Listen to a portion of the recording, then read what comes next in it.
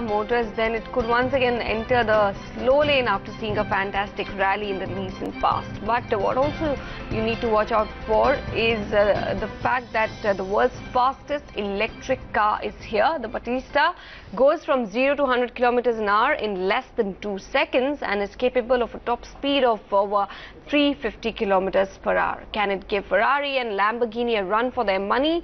Going by the way it looks as of now, perhaps. Hormazd Sorabjee got us the details from behind the wheel and what the model is all about. Let's take a look.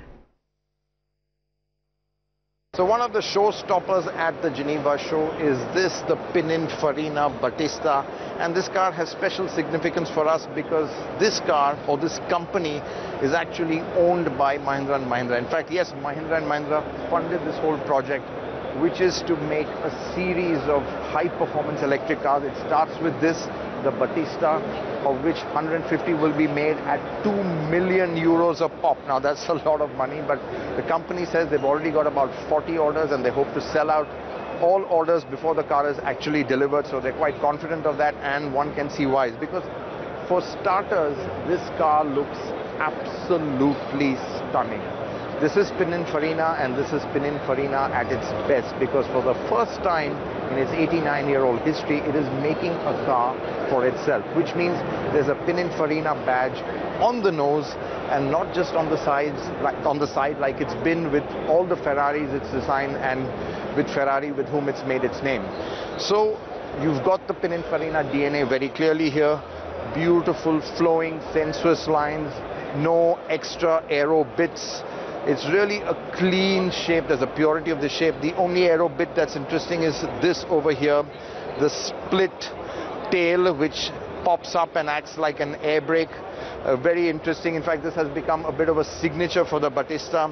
And I think what's also significant is that this is all electric, and it comes with eye-watering performance figures.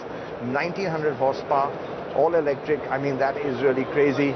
The headline figure 0 to 100 in under 2 seconds and a top speed of over 400 kilometers given the right tires and on full boost.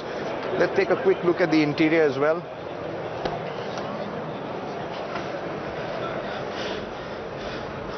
Oh, it feels fast even when I'm just sitting still or rotating on this turntable.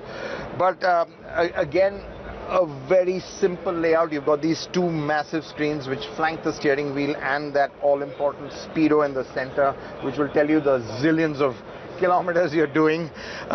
Beautiful materials over here, but of course this is just a prototype still.